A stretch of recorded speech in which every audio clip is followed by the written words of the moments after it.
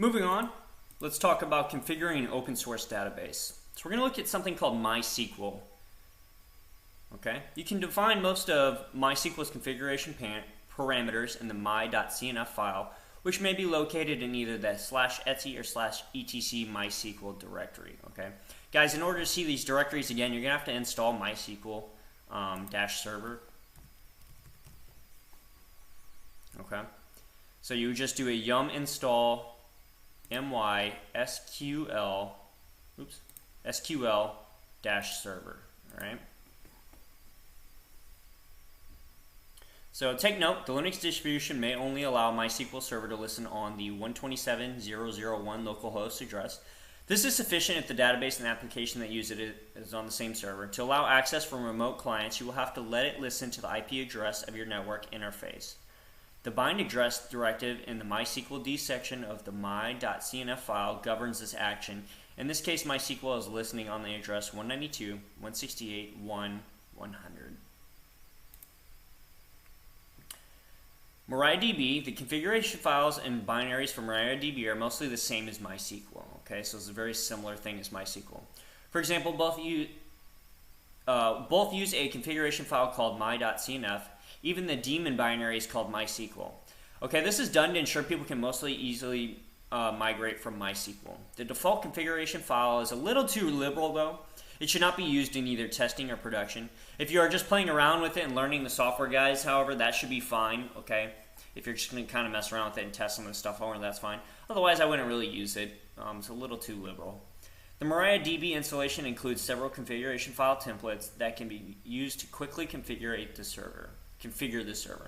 The one you should choose depends on how large you expect your database to get. Okay, so first thing you should do, guys, you should back up the original configuration file by copying it. Okay, so it's just kind of looking at configuring an open source database. So you would do that by doing copy etc my.cnf to etc my.backup. Okay, so you're just going to create another file called my.backup under the /etc directory. Okay, and guys, again, I'm not going to go through this because we're not actually going to set up a open source database on this particular session. Okay, later on we might do that in some projects or homework sessions, but for now we're just going to try and understand the concepts. Okay, so next you're going to create a new my.cnf file by copying an existing template. In this case, we'll use the medium server template for this example. This is not going to exist on our virtual box, guys, okay, just because we don't have all the different packages and stuff needed to see these, okay? But I will show you the MySQL service and how to start and stop it. So we see that next. After we create a new my.cnf file, you can start the MariaDB service daemon, okay? And guys, this isn't a typo. The MariaDB service name is MySQLd, okay? And we can even configure it to start automatically when the system is booted. We can do that by doing check config MySQL, or we can do systemctl enable MySQLd. All right, let's check that out now.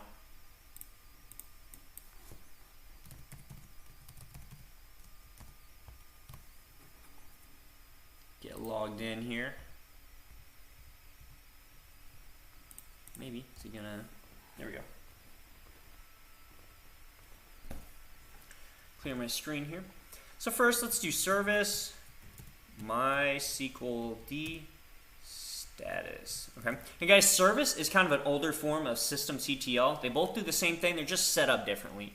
So on service, you do the service command and then the actual name of the service, and then you can do status, start, stop, and all that. Systemctl, you do systemctl and then status, start, stop, and all that, and then the service third. Okay, so they're just kind of flip-flop here. They both do the same thing. So let's do status. You'll even notice here on this line here, it says redirecting to systemctl. Okay, so it's actually redirecting this command to the systemctl command. All right, so we see here MySQLd isn't started. All right, so let's go ahead and start it. We're going to do service MySQLd start. And again, you see it redirecting to that systemctl command. So we're going to do service MySQLd status, and now you see it's running. Perfect. All right. Oops. Let me clear my screen. So that last part there was talking about enable it to start up once your system boots up. So we can do that by doing check config So chk config MySQL d. Okay.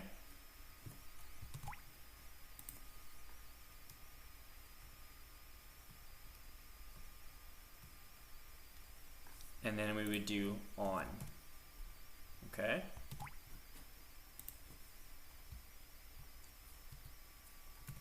And then we'll hit enter.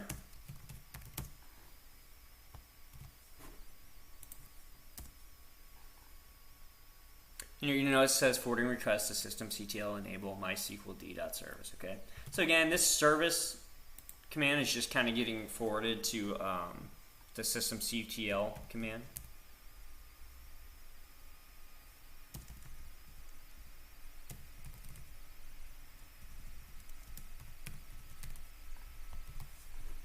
Okay.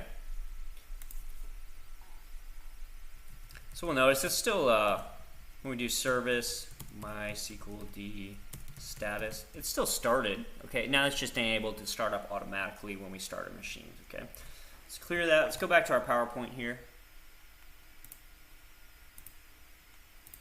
Okay, so that's how you would start it automatically. We can do the same thing with systemctl enable. Okay. So if you are managing a dynamic application like e-commerce site where databases play an important role, as a system admin, you may be required to make a backup from your databases, okay? So you might have to do some backups for those. And in fact, it's not even going to be an if, but a when. You're going to have to do backups of these in case something gets lost, all right? So there's two ways to make backups for both these servers and databases. And guys, this should look familiar, right?